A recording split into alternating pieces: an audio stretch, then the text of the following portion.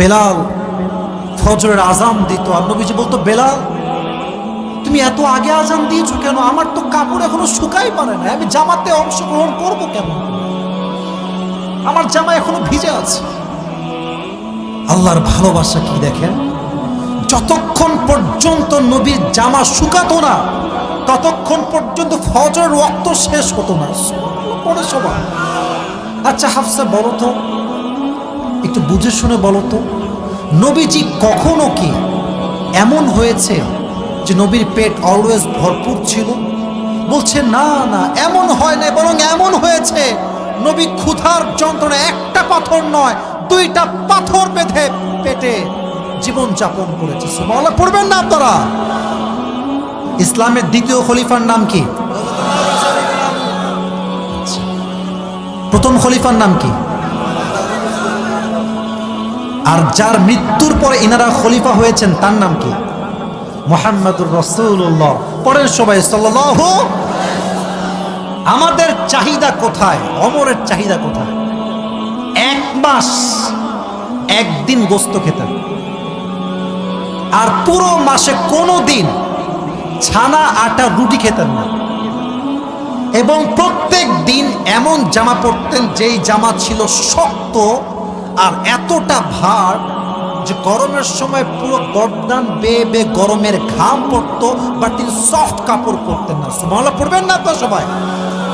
এবার সাহাবা একরামরা সবাই মিলে পরামর্শ করলো, যেহেতু দেশ বিজয় হয়ে গিয়েছে, রাষ্ট্রের খাজানায় কয়েক কয়েক হাজার কোটি টাকা ঢুকে গিয়েছে, অনেক টাকা সম্পদ, পুরো খাজানা ভরপুর, আমাদের মনে হয় যে ওমরে ফারুকের সিস্টেমটা চেঞ্জ হওয়া দরকার, সম্মান চেঞ্জ হওয়া দরকার। আরে এখন তো সুন্দর জামা পরবে, চারপাশে গোলাম থাকবে, সুন্দর বাড়ি হবে, সুন্দর জামা হবে, এখন তো অনেক টাকা রাষ্ট্রের কোষাগারে। কিন্তু কে বলবে? ভয়ে কেউ বলে না, কারণ সাহাবীদের মাঝে সবচাইতে বেশি রাগী সাহাবীর নাম হচ্ছে ওমরে ফারুক। পড়েন সবাই আল্লাহু আকবার। কাকে দিয়ে বলাবে? এ মুরব্বী মুরব্বী, একজন মুরব্বী আর কেউ না। যুবক কই যায়?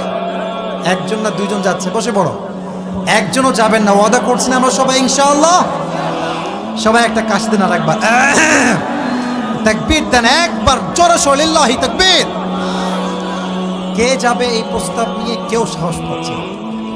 তো আলী বলছে, শোনো, তোমাদের দিয়ে এটা হবে না, তোমরা আয়েশাকে ডাকো রাদিয়াল্লাহু তাআলা আনহা, এবং তোমরা ওমরে ফারুকের মেয়ে হাফসা রাদিয়াল্লাহু তাআলা আনহাকে ডাকো।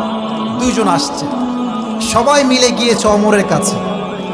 আম্মা জান আয়েশা ডাক দিয়ে বলছে, আমিরুল মুসলিমিন ইয়া খলিফাতুল মুসলিমিন, ছোট্ট একটা আবদার আমরা নিয়ে আসছি। কি আবদার বলেন সবাই, কি আবদার? আয়েশা বলছে, ওমর, আবদারটা হচ্ছে নবীর জামানায় দেশ বিজয় হয় নাই এভাবে যেভাবে আমাদের জামানায় বিজয় হয়েছে।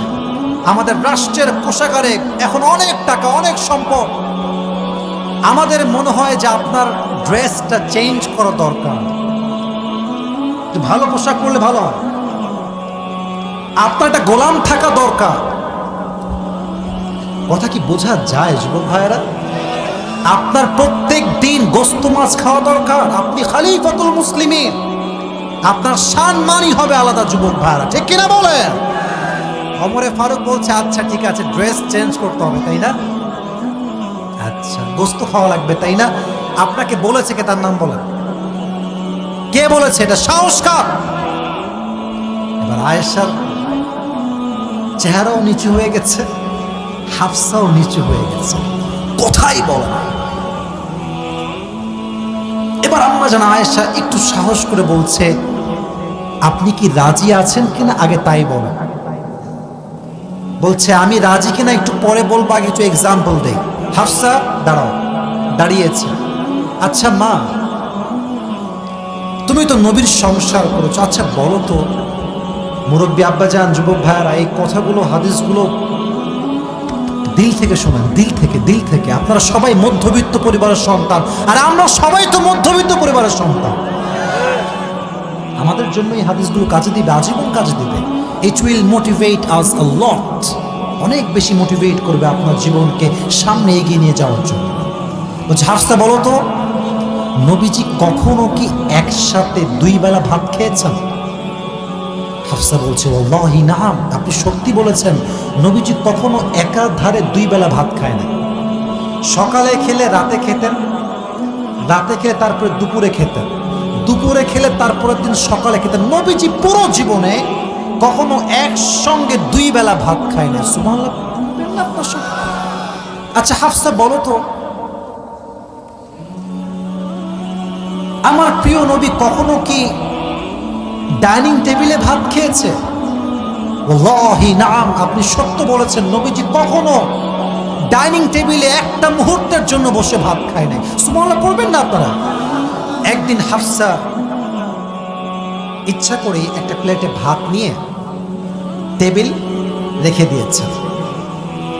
নবীজি এসেই বলছে হাফসা আমার ভাত টেবিলে কেন, নামায় দাও, জমিনে দাও, আমি তো আল্লাহর গোলাম, আমি গোলামের মতো খেতে চাই, বাদশাহ হতে চাই না। সুবহানাল্লাহ পড়বেন না আপনারা? আচ্ছা হাফসা, তুমি তো নবীজির বউ, বলো তো নবীর ঘরে কাপড় ছিল কয়টা? কাপড় ছিল কয়টা? হাফসা বলছে নবীর কাপড় ছিল মাত্র একটা। এখানে কি এমন কেউ আছে যার কাপড় মাত্র একটা? আমি আমারটা বলি, ইটস নট শো অফ। আমার জুব্বা কয়টা, আমার কোটি কয়টা, আমার ঘড়ি কয়টা, আমার ব্লেজার কয়টা আমি বলতে পারবো না, আমার গণনাই নাই। আস্তাগফিরুল্লাহ, শো অফ করছি না, মাআদাল্লাহ, অহংকার করছি না। উদ্দেশ্য হচ্ছে নবীর জীবন কোথায় আর আমাদের জীবন কোথায়, ঠিক কিনা বলে? একটা জামা পড়তে। আচ্ছা হাফসা, তোমার কি মনে আছে বেলাল ফজরের আজান দিত আর নবীজি বলতো বেলাল তুমি এত আগে আজান দিয়েছো কেন? আমার তো কাপড় এখনো শুকাই পারে না, আমি জামাতে অংশগ্রহণ করবো কেমন? আমার জামা এখনো ভিজে আছে। আল্লাহর ভালোবাসা কি দেখেন, যতক্ষণ পর্যন্ত নবীর জামা শুকাতো না ততক্ষণ পর্যন্ত ফজরের ওয়াক্ত শেষ হতো না। পড়ে সবাই। আচ্ছা হাফসা বলো তো, একটু বুঝে শুনে বলো তো, নবীজি কখনো কি এমন হয়েছে যে নবীর পেট অলওয়েজ ভরপুর ছিল? বলছে না না, এমন হয় না, বরং এমন হয়েছে নবী ক্ষুধার যন্ত্রণা একটা পাথর নয় 2টা পাথর বেঁধে পেটে জীবন যাপন করেছে। সুবহানাল্লাহ পড়বেন না আপনারা? এবার বলছে হাফসা, তাহলে তোমরা আমাকে কেন ড্রেস চেঞ্জ করতে বলছো? তাহলে তোমরা আমাকে কেন আমার কাপড় চেঞ্জ করতে বলছো? তোমরা আমাকে কেন বলছো 3 বেলা ভাত খাবার জন্য? তোমরা কেন আমাকে গোশত খেতে বলছো? মাথায় রাখবা, 3 জন বন্ধু ছিল, তাদের গন্তব্য ছিল আল্লাহ তাআলা। প্রথম বন্ধু সঠিক রাস্তায় গিয়েছে, নবীজি পৌঁছে গিয়েছে। দ্বিতীয় বন্ধু আবু বকর পৌঁছে গিয়েছে। এবার আমার পালা, যদি আমি আমার সঠিক রাস্তায় চলতে পারি আমাকে আল্লাহ তাআলা নবীর সঙ্গে সাক্ষাৎ করায় দিবে জান্নাতের ভেতরে। সুবহানাল্লাহ পড়বেন না আপনারা?